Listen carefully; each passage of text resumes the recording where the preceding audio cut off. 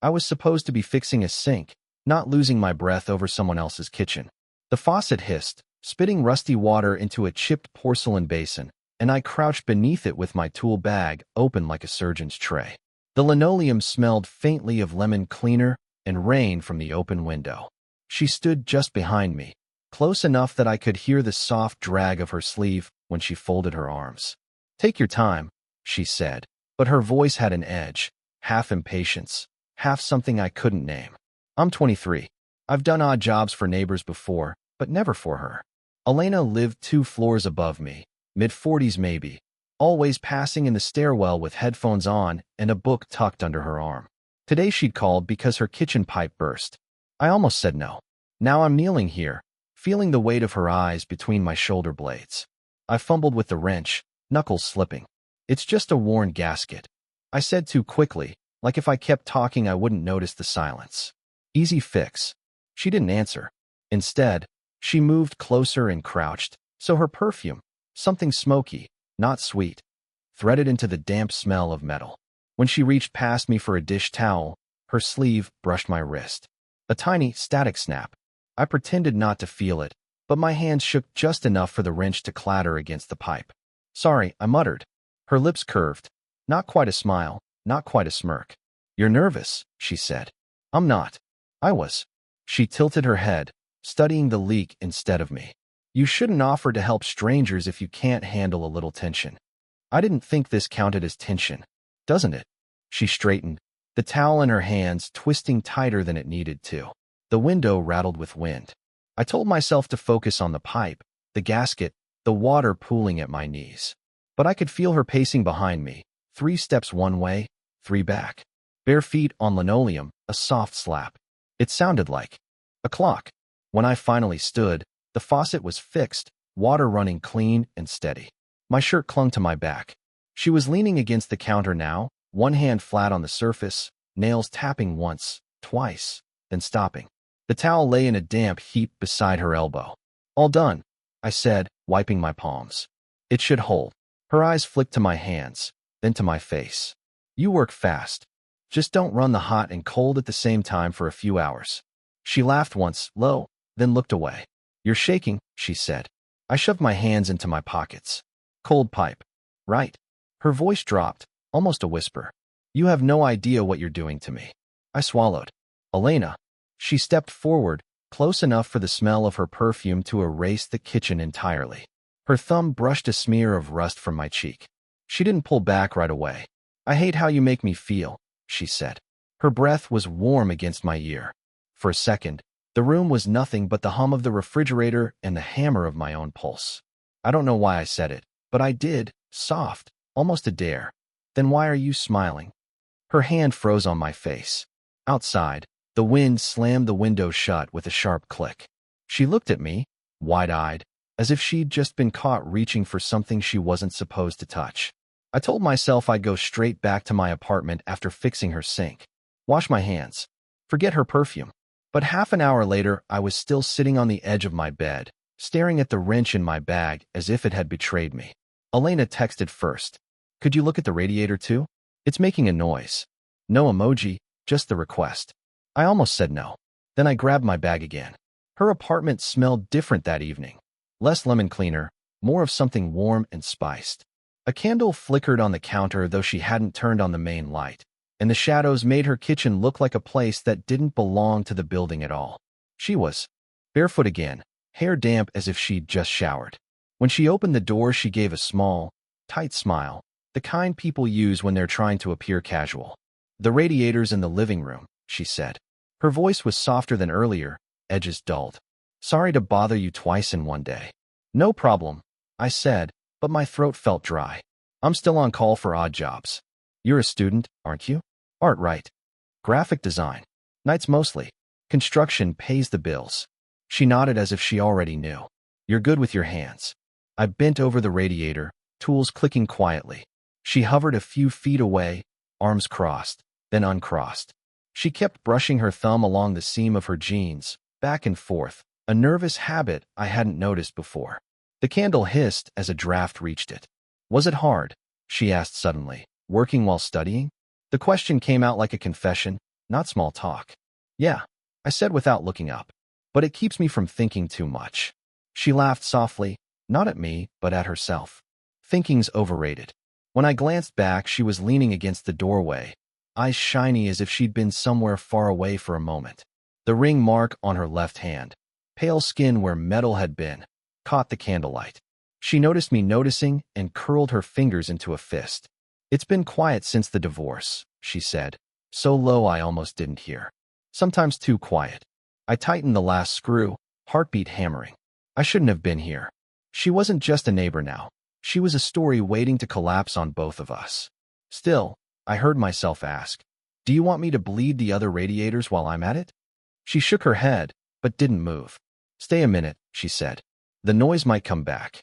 Her hand brushed my arm as she passed me a glass of water. Not by accident, too slow for that. My fingers closed around the glass, but didn't lift it. Sure, I said. The radiator was already quiet.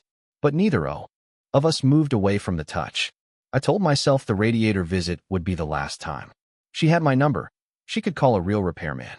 Yet the next evening found me back at her door with a roll of tape and a screwdriver, telling myself I was just returning something I'd borrowed. She opened before I knocked twice. Her hair was pinned up this time, a few strands falling loose, and she wore a gray sweatshirt that made her look younger, softer. The smell of coffee drifted out. A record spun low on the turntable. She tilted her head, half smile, half question. You didn't have to come back, she said. I had your wrench. I lied, holding up my empty hands. She glanced at them, then at me. Come in anyway. Inside, the apartment felt warmer than usual, not from the radiator, but from her. I stayed standing near the door, but she poured 2 mugs without asking. My palms were damp. I could hear my own heartbeat in my ears. You ever regret moving here? She asked suddenly, sliding a mug across the counter. This building, this city? I don't know yet, I said. Too early.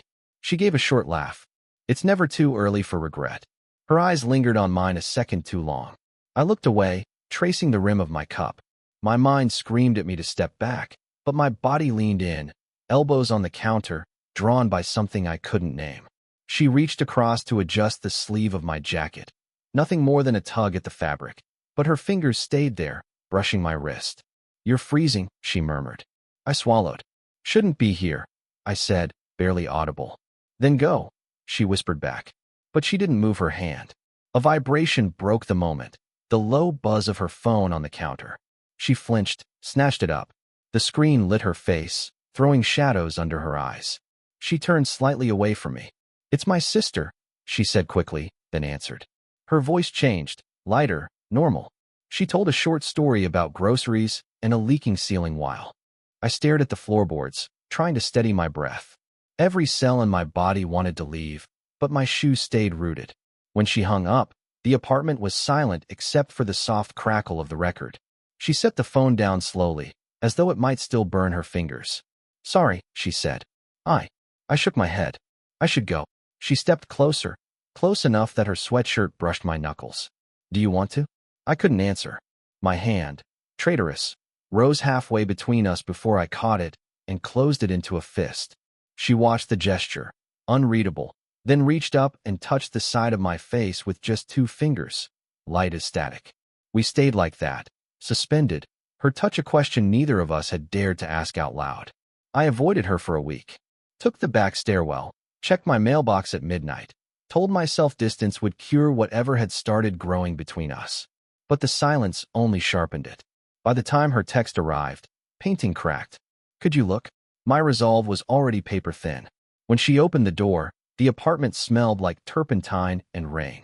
A half-finished canvas leaned against the wall, a figure under an umbrella blurred by wet brushstrokes. She stood beside it, sleeves rolled, a streak of blue paint across her palm. She didn't smile this time. You didn't answer my calls, she said. I've been busy, I lied. My voice came out hoarse. She nodded once. Of course. Busy. I stepped inside anyway. The room was warm, but my skin felt cold. She handed me the cracked wooden frame without looking at me. I dropped it. My fault. It's fixable, I said, examining the break. My hands wanted to shake, but I kept them steady. You just have to glue the joint, clamp it overnight. I tried, she said softly. It wouldn't hold. Her eyes finally met mine. They were tired, and there was something in them I hadn't seen before. Not flirtation, not teasing, but a kind of nakedness. She wiped her paint-streaked palm on a rag, missing a spot so a streak of blue remained on her skin like a vein. "I left him," she blurted out. "Months ago. You probably guessed." She laughed without sound. "I thought the noise in this place would keep me company. It didn't." I set the frame down. "Elena, you don't have to say anything," she cut in. She pressed the rag to her mouth for a second. "I don't know why I keep asking you to come back. Maybe I wanted to see if you'd stop." I should have walked out. Instead, I moved closer, drawn to the smell of paint and rain. "You could have called anyone," I said. "I didn't want anyone." Her voice cracked on the last word. "I wanted." She stopped herself, turned away to the canvas. Silence filled the apartment, thick and slow. I watched her shoulders rise and fall, her fingers flexing as if gripping something invisible. My chest ached with all the things I couldn't say. When she finally turned back, her face was streaked with paint from where she'd brushed her palm across her cheek without noticing. "You hate this," she said quietly. "I can see it." "I don't," I said. Too fast, too honest. We stood inches apart, the cracked frame between us like a line drawn on the floor. Her hand hovered near mine, but didn't touch. The record player clicked off, leaving nothing but the sound of our breathing. She looked at me, steady now, and asked, "If I asked you to stay tonight, would you?" I didn't answer her question that night. I just stood there, heart thudding, until she stepped back and let the silence swallow it. I left without looking over my shoulder, thinking that would be the end of it. It wasn't. 2 days later, a note slid under my door in her handwriting. "Come pick up your wrench." I'm in the lobby. When I got downstairs, she wasn't sitting with the wrench. She was talking to a man behind the reception desk, a man in a navy blazer with tired eyes and a name tag that read R. Vega. Her back was to me, her voice low but sharp. He was nodding stiffly, jaw tight. My stomach dropped. She turned when she heard the elevator ding. "Noah," she started, but the man cut in. "So this is him," he said, like he'd just connected it he wished he hadn't. "The handyman." Her face went pale. "Raphael." He pushed a set of keys across the counter toward her. "You left half your mail upstairs. I'll send it down." I stood frozen, wrench in my hand like a prop. "I should." "No," she said quickly, stepping between us. "You don't have to go." He looked at me, then at her. "You're free to do what you want, Elena.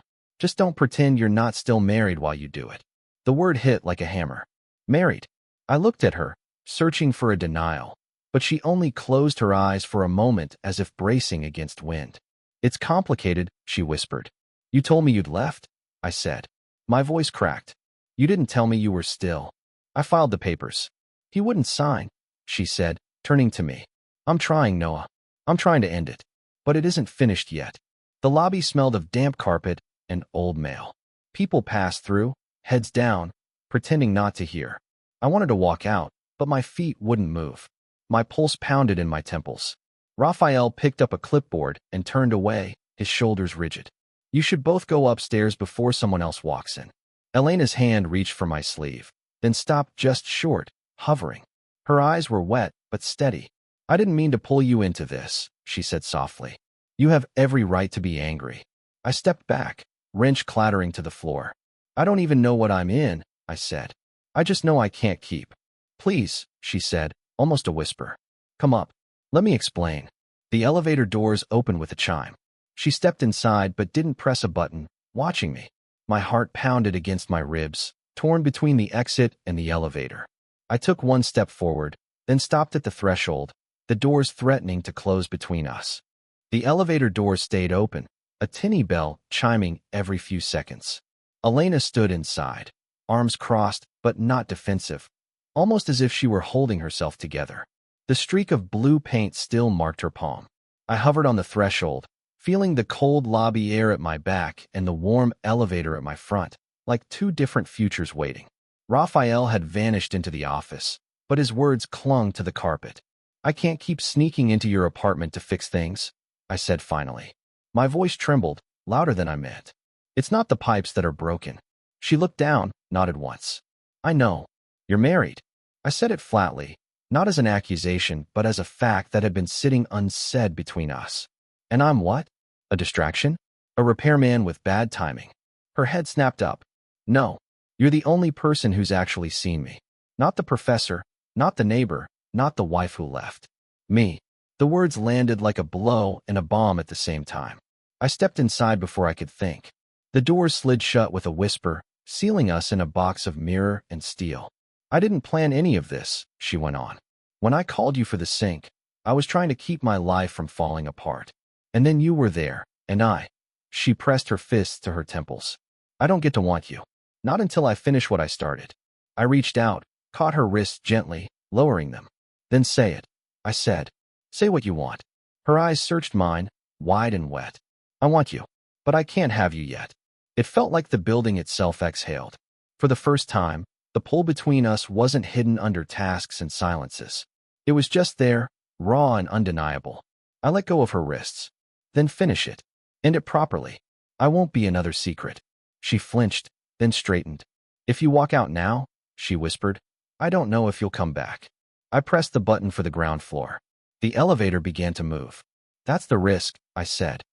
We stood shoulder to shoulder, not touching. Her hand drifted close to mine, but stopped, trembling in the space between. We stayed like that until the doors opened onto the lobby again. She turned to me, voice almost breaking. Noah, please. Tell me I didn't ruin it. I stepped out, but before the doors closed I looked back at her. You didn't ruin it. You just showed me what it is. The doors slid shut, cutting off her face. My chest ached, but something inside had gone still, like a frame finally glued and clamped. Not fixed yet, but ready to hold weight. 3 months passed before I saw Elena again. In that time I finished my last semester, moved to a new building across town, and tried to sand down the edges of what had happened in that elevator. But some things don't sand smooth. They just live under the surface like knots in the wood. One rainy Sunday, I wandered into a small gallery near the bus depot. I wasn't looking for her. I'd heard she'd finally left the building, that the divorce papers were signed. The air inside smelled of varnish and wet coats. On one wall hung a new painting, a cracked frame, carefully mended, holding an image of 2 figures under a shared umbrella. It was unmistakably hers. I stood there longer than I meant to. Behind me, a voice said, I hoped you'd come. I turned. Elena was in a dark coat, hair loose, no paint on her hands. She looked lighter, as if she'd been carrying a weight, and finally set it down. We both laughed softly, the sound awkward but real. You finished it, I said, nodding at the painting. I finished a lot of things, she replied. The papers are final. I moved out, started teaching again. For the first time in years, it's quiet in a way I like. I let the words settle. I didn't know if I'd ever see you again. I wasn't sure I deserved to, she admitted. But I wanted to tell you you were right. About secrets. About endings. I took a breath. I've been thinking about that night. I don't regret walking away. But I don't regret meeting you either. Her eyes softened.